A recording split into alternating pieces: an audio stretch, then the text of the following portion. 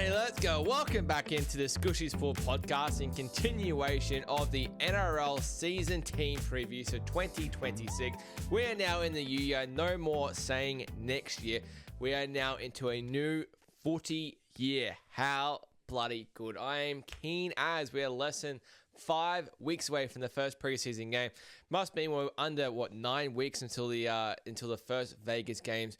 Cannot bloody wait. Oh my goodness, I am excited. So this is the 9th installment of our team previews. We're doing the Gold Coast Titans in this episode here. So do bring out 2 a week every single Tuesday for you. So you will have the Titans in this episode and you will have the Dragons coming out literally the same day. So if you're just coming from the Titans, remember to go ahead and watch the Dragons one, as I said, coming out at the same time. If you just come from the Dragons one, welcome. Hope you enjoyed it. Remember to go check out the other 8 that we've done. So 9 and 10 are coming out on Tuesday morning for you. The other 8 we've done Manly, we've done the Raiders, we've done Cowboys, we've done the Warriors, we've done the Doggies, we've done the Dolphins, we've done Tigers, and we've done the Sharkies. So pretty much halfway through the NRL, all the teams previewing their season coming out for 2026. And honestly, a lot of those teams are hanging in the bottom 8 so far, including these 2 teams now that I've done. So there's going to be a lot of good previews left to come out. A lot of still good teams. Still got the Storm, still got the Broncos, still got the Panthers to come, still got the Roosters to come as well. There's going to be a few good teams coming. I cannot bloody wait to do them. But let's get straight into the team preview for the Titans. And if you've obviously listened to other previous ones, all pretty much goes about the same. If this is your first one watching, we do go through the last year and how the Titans went in 2025, looking at the sort of stats, a little bit of recap, and then mainly looking at the 2026 gains and losses player-wise. Who they've gained for the season, who they've signed on for the next couple of years, and who has left the club and moved on to other clubs, and how it's going to impact the team and the 1-17 heading into this year. Then we're going to look at their best 1-17 heading into round 1 in 2026. Obviously, if there is an injury, like a long-term injury, they're not playing round 1, I'll definitely mention that they will be featuring in the best 1-17 later on in the season there. But always good to get a look at where the team is heading, like on paper, heading into round 1. And then we're going to finish off just analysing their draw as well heading into this year. So some teams have definitely got their fair share, quite so easy. Some teams have definitely got it a little bit harder, for sure. That's how a draw is meant to work. That's just, you draw the short string. Sometimes you get it good, sometimes you get it bad. But without further ado, let's get stuck into the Gold Coast Titans, who I have coming 15th this year. 15th on the ladder out of 17 teams, so still hanging in the bottom 4. The thing with the Titans is, like, with the ladder, I've gone on, if you missed my ladder predictor video, it came out sort of 4 or 5 weeks ago now, racking up plenty of views. Very controversial, by the way. Holy dooly, especially with the Dragons there, but I've kept my ladder predictions exactly the same for every single team all the way through these previews, just so it's nice and fair, not chopping and changing any of my opinions. Maybe I will heading into once we see some preseason, once we see how teams are sort of looking in preseason. But for the moment, I do have the Gold Coast Titans coming in 15th. I can't imagine that changing too much heading into round 1. So bottom 4 yet again for the Gold Coast. Another tough year, but I don't think it's going to be all doom and gloom for the Titans, I guess. But we'll get into that a little bit later. Having a look at their 2025 season, so last year they did finish 16th, second last on the table, winning 6 games and losing 18. So only winning 25% of their games. Attack-wise, we know their attack can be so good on one day and absolutely dog crap on another day. They finished 11th for the season, scoring 520 points. Defense-wise, this is where the big concern is and why they finished 16th. They finished last for the season, conceding 719 points. That is a lot. That's about 30 points a game. You play 24, it's literally 30 points a game. That is just huge. A massive, massive number. You cannot be winning footy games conceding 30 points a game, and we saw it last year. When they won a game, it was like 38-32, or 36 to 24, something egregious, something just barbarical, just craziness, right? And they just play these super high scoring games. The totals are set in the 50s usually for a match with another team, and like you could just can't trust the Titans. Like, and said, how do you trust a team that's got literally the worst defense in the comp?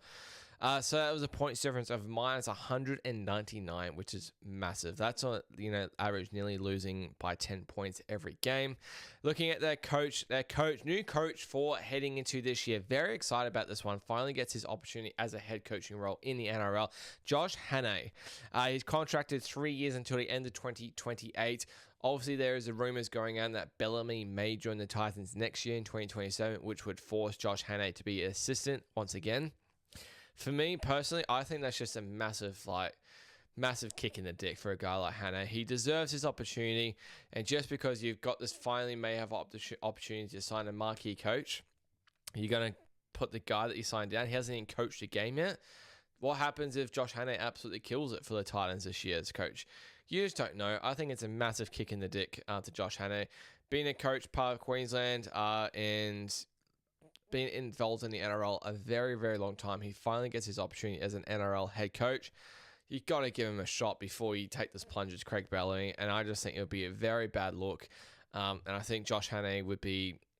How do you stay at the club knowing that you've signed for 3 years, you finally got your opportunity, and now just because Craig Bellamy may be open on the market next year, that they sign him and then you're booted out straight away. You haven't even coached a game yet. Not sure how I would really think about that, but I do have high praise and high expectation for Josh Hannay. Maybe not quite this year. We do tend to see in the NRL new coaches not strive straight away. Does take a little bit to build the systems. It doesn't, Rome wasn't built overnight kind of thing. We saw it with the Eels. Jason Riles came out about a year ago and he said this is going to be a rebuilding year for the Eels.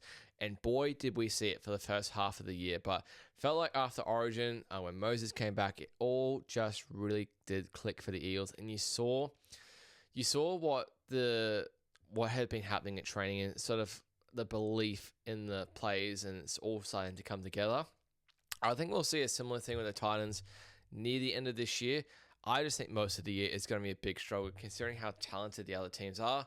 Yes, the Titans have the ability to go and score 30-plus points against a team, but how do you improve that defense so much in 1 year is what I want to know. I'm very, very curious to see, though. Let's get into the 2026 gains and losses. It's not a lot of massive marquee signings, right? Not a lot of massive ones. We know the issue with the Titans, right? And that is holding their spine and picking their spine. Probably helps, honestly, a little bit that Kieran Foran has now retired at the end of last year. Obviously, Foz, great player, great career, but it probably does help the Titans a little bit in just sort of cementing what their spine is going to look like, which obviously we know with Keanu Keaney, AJ Brimson, Jaden Campbell, you've got to manage to fit these three guys, and they've tried to fit them in the spine for felt like so long and get Kieran Foran in there. Obviously, Keanu Keaney was out pretty much all of last year, pretty much all of it, right? Now he's back and healthy, pending no injuries in preseason or training, which I hope definitely doesn't happen. But if you look at this Titans signing this year, there's obviously not a lot here that would actually make their best one to 17 for me. But let's get into it. There's a couple. I won't mention them all, but I'll get into a couple of them. So the first one I want to mention is Max Fine. Came from the Dolphins. What do you have? 1 year, I think, there last year, or maybe even 2. Coming from the Dragons before that, he just didn't really quite get a heap of opportunity at Dolphins. Maybe he will at the Titans. He's not making my starting 1 to 17, but the opportunity is definitely there for a guy like Max Fine if he does take his opportunity. 2-year signing for Max Fine. So, look, if a door opens up if there's an injury or poor form from the starting wingers, maybe he pops in there or a starting center. But he's got a good opportunity. I think he's a really talented player. The other one I wanted to mention is Lockie Ilias. Very interesting one because we know, straight off the bat, he's not going to get a starting spot in this team. Maybe there's a role of him at a number 14 role potentially. Maybe play a little bit of hooker, while Sam Verrills was on the bench or something. He's mainly in the halves though, right? You'd have to probably see an injury to AJ or Jaden Campbell for him to get some game time for the Titans. I'd say he's going to be seeing a lot of Q Cup coming from the Dragons last year, where he didn't get... Well, he played the first few rounds, and then he apparently got benched due to apparently his poor defensive reads and technique. And apparently that wasn't the go. So, he's probably got a little bit, steam behind his, coming out of his ears, like ready to sort of see if he can have an impact on the team. But for round one, I don't expect them to get picked.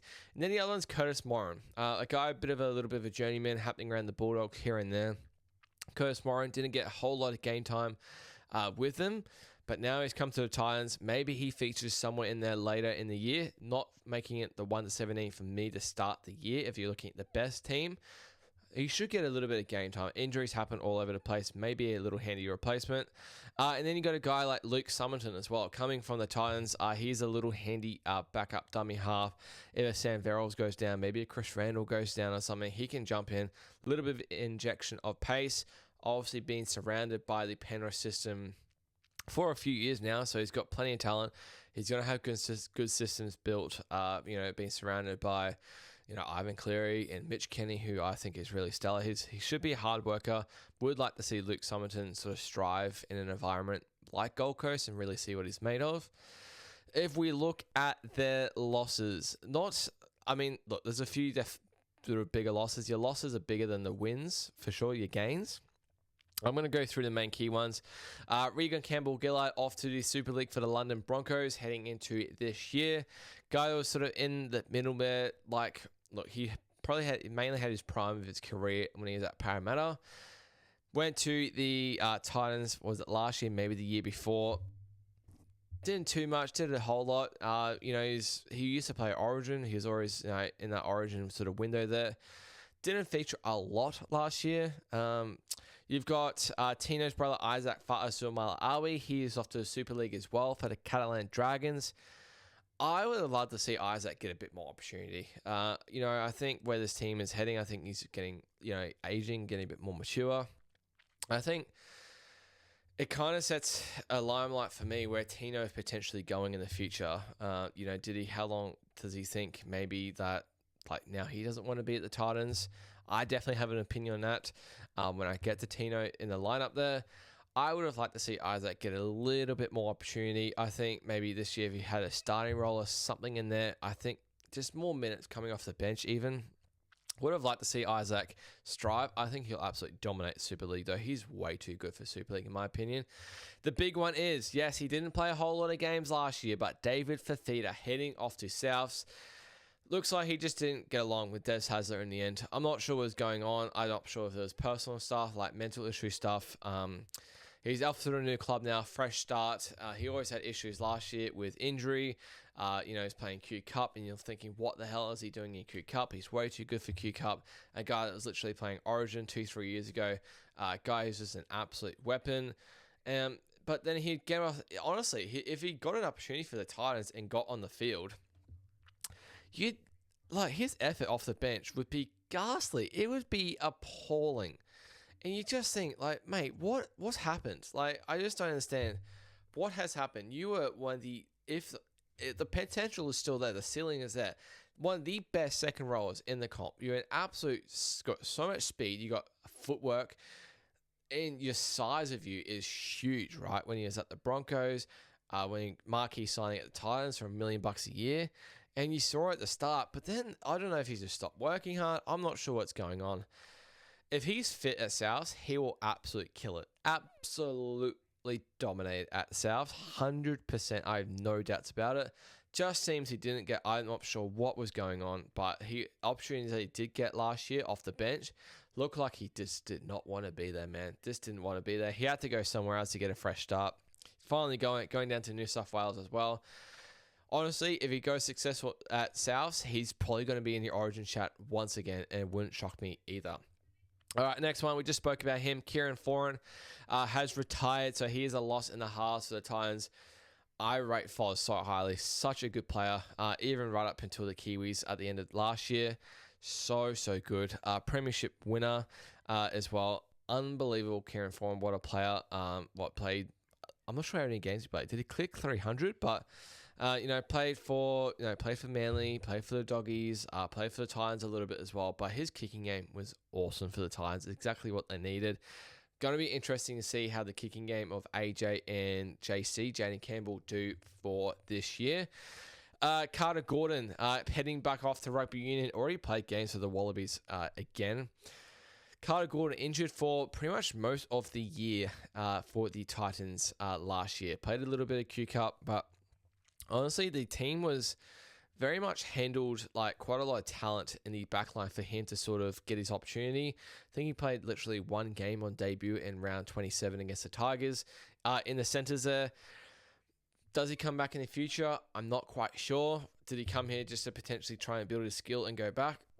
I'm not quite sure.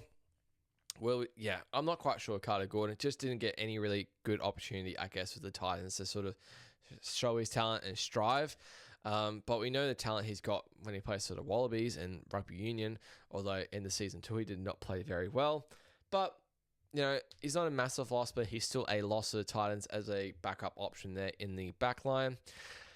One for me, this is really weird, and I absolutely love this signing for my boys, but it's AKP, Alofiana Khan-Pereira. Just really can't quite put my finger on what happened with AKP last year. 2024, he absolutely brained it. 2023, 2023 absolutely brained it, right? As well. That was his rookie season in 2023. Absolute speed stuff. Probably the fastest winger in the comp, right? Scores plenty of tries. Scored over 20 tries in 2023. Scored plenty in 2024 as well. And then last year, I just don't know what happened. They had this thing where they wanted to put Jalen de Groot on the wing instead of AKP. I'm not sure if something happened with the coach. I'm not sure if something happened in the office. I'm not sure if he wasn't training hard enough. I'm not sure if he had a lingering injury that no one knew about. I just didn't understand why AKP never, ever got his opportunity. I just don't get it. I cannot wait for him at the Warriors. Cannot wait. I think it's such a good signing. We know the talent. I cannot believe AKP didn't hardly play for the Titans last year. Still absolutely shocks me. Who else you got? Oh, this one is interesting. Josiah Pahulu. If you haven't heard of Josiah Pahulu, didn't get a lot of sort of games with the Titans, but holy dooly, an up-and-coming front rower coming in for the Storm. He is going to be absolutely immense for the Storm. I cannot believe Pahulu has left the Titans. The Titans didn't try and keep this guy. Storm know exactly what they're getting and exactly know what they're doing, signing this guy. So yeah, big loss. Not now, but maybe definitely in the future years. Josiah Pahulu heading off to the Storm. And then a guy like Tom Weaver, he was here and there. He is off to the Super League as well. Big thing for the Titans is they've signed like most of their spine to big contracts, right? Like Jaden Campbell's now into end of 2031. I think AJ's end of 2030, I want to say. I think Keanu Keeney has a pretty solid contract as well.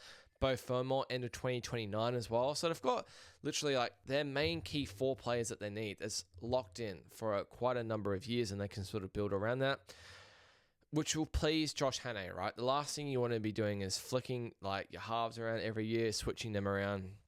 So it's got a good foundation there for the next few years, I think, to build something and get Gold Coast Titans, get Gold Coast Rugby League back on the map, because they started so well when they first entered the comp back in 2007, I believe it was. You know, made top 4, making finals, and then they've just fallen off a cliff. So many coaches, so many like wooden spoons and downfalls, and then now they've got the talent, but I said the defense will win them games, and they're just not. They just weren't showing any defense, and I just want to see a bit more heart and a bit more effort with the Titans heading into 2026. Let's look at their best 1-17 and the rest of their squad heading into round 1 for 2026. They have got the Sharkies in round 1 to open their season down in Sydney as well at Cronulla. But fullback Keanu Keeney, say less, right? Missed a lot of last year. Literally missed 20 games with his neck injury. It was so good to have him back, and holy dooly, he finally started for the Kiwis at fullback. Bruh, absolutely brained it. He's got to be a fullback. He's honestly my pick, literally at fullback for Supercoach. He's going to absolutely kill it. He is so talented for the size he is as well. Oh my goodness gracious me, he is good. On the wings, my mistake. I do have Max Fine starting on the wing there, and I've got Jojo Fafita on the other wing. This is going to be really cool to see Max Fine get his opportunity in the starting spot at the Titans. Hopefully he can consolidate that. And then Jojo Fafita. Holy dooly, this dude is up and down. His up is so bloody good. His down, oh my goodness, he had a lot of errors last year in his bad games. Hopefully we can see the brighter end of the stick with Jojo Fafita. He can score plenty of tries for the Titans. His defense as well seriously did need some working on. Holy dooly, it needs some working on. Same goes for this center I'm about to name, Philip Sami as well. Again, on attack, blistering, absolute weapon. His defensive reads last year, weren't that great. Your other center I've got there is Brian Kelly, so the centers are staying the same for 2026. Do not mind the center duo, honestly. If they can just improve their defense, the attack's going to be fine. The attack is not the massive issue with this team, as we spoke about. It is the defense, literally last. Their attack is 11th, and they had literally Keanu Keeney out for most of the year. Jaden Campbell was injured a little bit. They're flicking that, switching their halves all the way around. They just couldn't quite get a consistent halves and backline going. But the defense was shocking. That doesn't come from the backline. That comes from the middles. That comes from effort as well. If you're last in defense, it's not your defensive read. A little bit of defensive reads and technique. That is effort as well. You've got to want to defend there. In your halves, no brainer here. AJ Brimson and Jaden Campbell. Looks like this will have to be the halves, or not have to be. Will be the halves pairing for the Titans this year. There's always talk about with Brimson. Is he a fullback? Is he a center? I think if you get him in center, he's not getting enough of the ball. I don't think you can push Keanu Keeney back. And I think 6 fits perfect for AJ Brimson. You got to put him in a position where he's getting a lot of the ball. He is immensely, immensely talented. We saw it in the Ashes, actually, when he got an opportunity to come in at fullback for England. I thought he was really good. I thought he was really good. And now you've got to have this, if they stay healthy, you never know the ceiling with the Titans. It's just so hard to look at. When I look at this, look at the potential of this team, when I look at a new coach, but then I look at the rest of their squad, there's injuries. If there's injuries, I think they're pretty screwed. If this spine can stay healthy of Keeney, Brimson, Campbell, and then Verrills, I think they can put something together. And you've got some good forwards there happening as well. It's just if they get unhealthy and injuries, I think it could be problems for the Titans next year. But I mean, Jaden Campbell, AJ Brimson literally could be one of the most dynamic duos heading into 2026 halves-wise. Love Jaden Campbell. We know how talented he is. Son of Preston Campbell. Get him the ball. Get these two the ball. You've got to feed them the ball. They can get a better kicking game. But attacking with the ball, they can put set pieces together. They can score their own tries. They are so dangerous with the ball. We know what the potential is. I don't have to tell you that. In your hooker role, Sammy Verrills, come from the Roosters a couple years ago now, getting his starting role. I really like Sammy Verrills. Fit as a bloody fiddle. Really good running game as well. I think he fits in really well to this Titans team. In your forward pack here, I really like this forward pack. You got Mo Fodawaker, literally an Origin caliber forward there. Absolute weapon. He's not a guy that's going to, play you 60, 65 minutes like your Terrell Mays or your Payne Haas's or your Tinos. He's going to get you 40 to 45 very, very solid minutes. So if he can really put in, get over 100 meters on the advantage line, make his tackles, that's why he gets picked for Origin, right? And he's an absolute tank, really much a power forward. Then you got Jamin Jolliffe. Jamin Jolliffe is so bloody underrated. He just goes so far under the radar, just gets in, gets his work done. His effort is there. That is the main thing you want to see with a guy like Jamin Jolliffe. The effort is there to want to play and enjoy his rugby league as well. In your second rowers, you got Cleese Haas there on the... Was it there on the right? I don't know. I forget which side Beau Fermor plays. I think he plays a little bit of left. But Cleese Haas there on the right. So brother of Payne. Cleese Haas, what is he, second, third year of starting in this Titans team now, getting more opportunities, which is cool. I think he'll only mature and get better every year, right? That's how it should be if you're training well. And then Beau Fermor on the other side there. Would have loved to see Beau Fermor get more Origin time. Honestly, I think he is so good. I think you put him at center, he does really well. He's such a weapon. He's got like Dylan Lucas vibes kind of for me, like the Queensland version of it. Love Beau Fermor. And then number 13, let's talk about him for a little bit. The captain, Tino Fa'asuamaleaui, signed this 10-year contract a few years ago now. Massive, massive money. Marquee player off the Titans. Tino, he is such a good player. He literally gets picked for Origin. In the forwards there, he is immense, right? We know what he can do. He can play your big minutes. He can contest these other big players that are happening in other teams when he's in games. He played for Australia in the Ashes. I just worry about such a big factor player like Tino, how long he can continue being on a poor team like the Titans. When does he get to a stage where he just gets another 15th place finish, like potentially this year, and he just goes, fuck this, I'm over it. I want to win. I want to win a premiership. There were big sort of hearings from the Ashes tour that Harry Grant and Tino were big besties hanging in the Ashes series. One would indicate maybe Harry Grant is trying to get him to come back down to Melbourne there. That's where he started his NRL career. Wouldn't shock me. It wouldn't shock me. I honestly thought it was going to happen this offseason. It would not shock me if he has another poor year with the Titans if it happens at the end of this year, which would suck for the Gold Coast, right? Like, he is literally the heart and soul for the Titans. It's like some games where the Titans are getting flogged, and you just look at Tino and you're like, you're the only guy who actually is wanting to be out there now and actually is putting everything into this game right now. You're looking at, and that's 1 out of 13 players. And it's just like, you just shake your head and you just go, why is this Titans team like this? Titans do not deserve a player like Tino. They don't, straight up. They are so fortunate to have a guy like Tino. Yes, he's getting paid the big bucks, but like, they don't deserve it. But if they can put it all together, maybe they can build something. Like, I just don't know where this team is heading.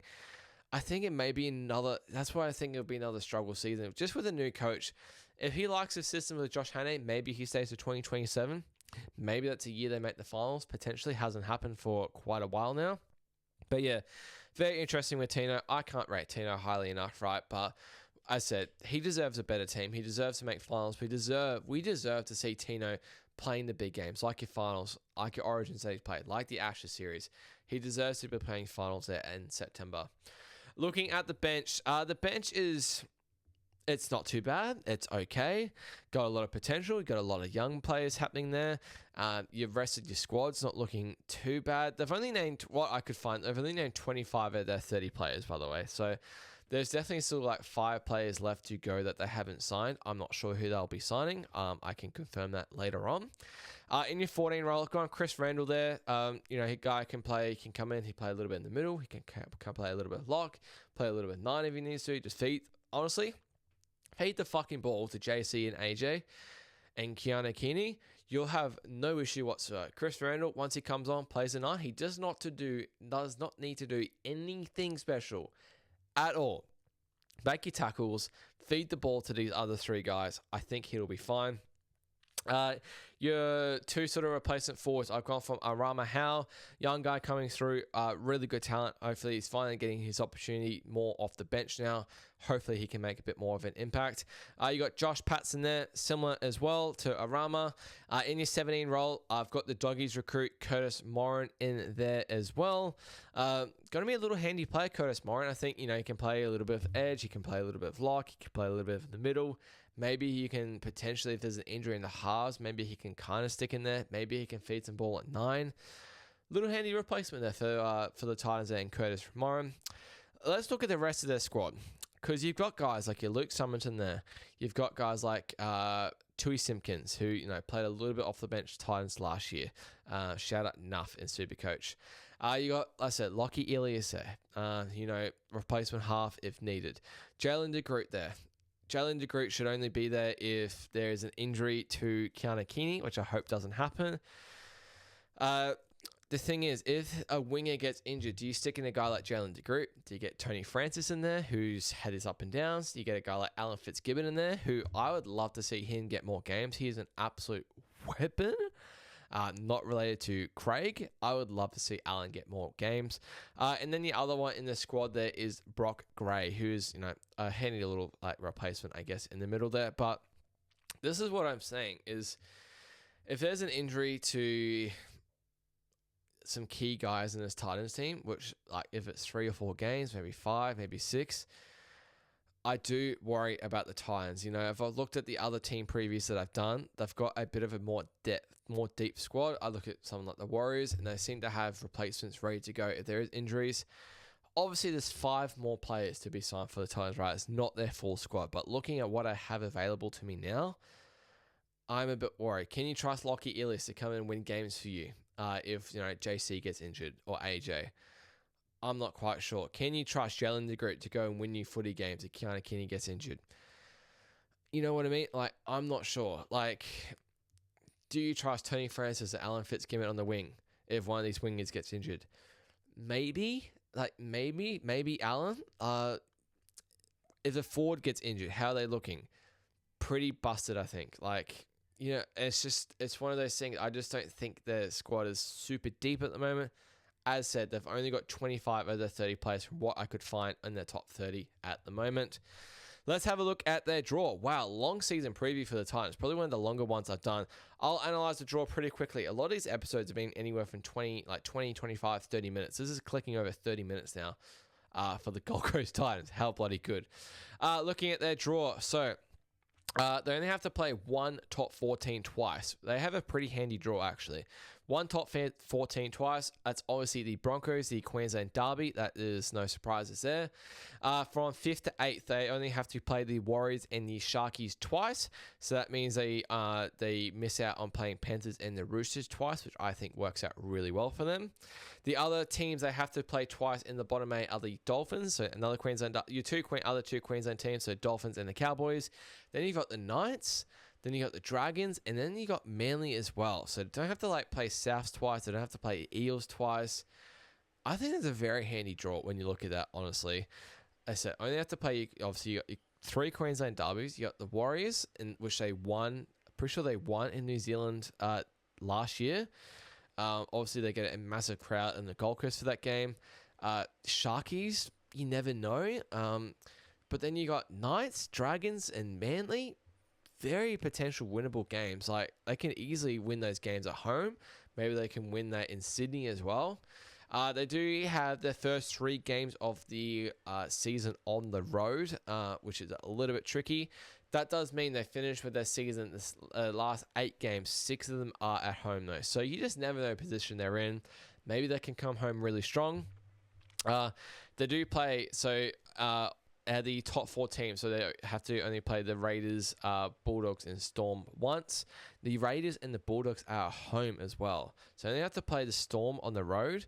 And they've got the Panthers at home as well, and so they only have to play in the top 8. They only have to play the Roosters, the Storm, Broncos, Warriors, and the Sharks on the road. Literally, the one game they play against Roosters or Storm is on the road. They get Panthers and Doggies at home, and the Raiders. It's not a bad draw. They got the buys in round 8, round 13, and round 18. So pretty close together, but going to be a good buy to have after 7 rounds, so to get into it. And then you got a couple in the origin period, and then you've got the full stretch near the end, where they're going to be all at home pretty much. 6 out of 8, as I said. So you just never know the ceiling. Look, I feel like we do this every year. Like, we look at Titans on paper, go like, you know what? They had the ceiling. They could go top 4 if it all clicks together. They could make top 8. But then, they got 16th last year. They had the worst defense in the comp, and you just go, and then you look and you go, oh yeah, it's the Titans. Like, why did we expect them to make top 4? This is my problem with Gold Coast. They're such a bloody hard team to pick.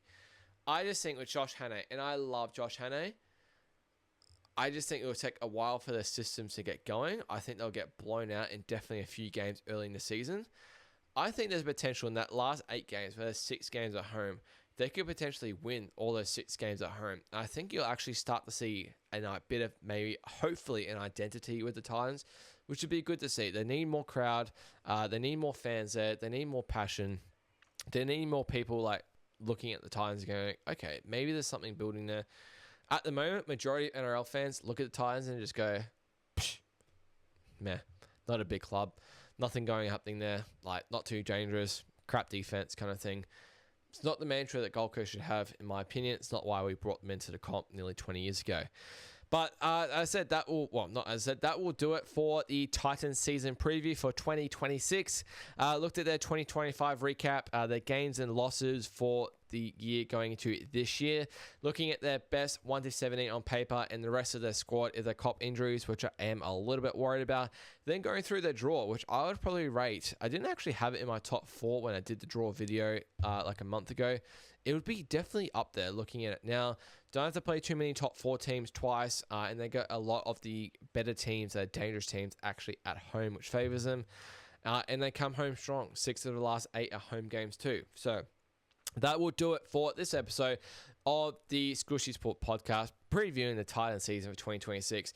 Remember to give us a massive like on YouTube and to subscribe to the channel. Make sure you flick over, go watch the Dragons preview as well. If you just watched the Dragons preview, make sure to go back and watch the other 8 team previews I've done for the season as well. We're literally just over 4 weeks away from the first preseason game. Cannot bloody wait. But thank you so much for watching, and cheers.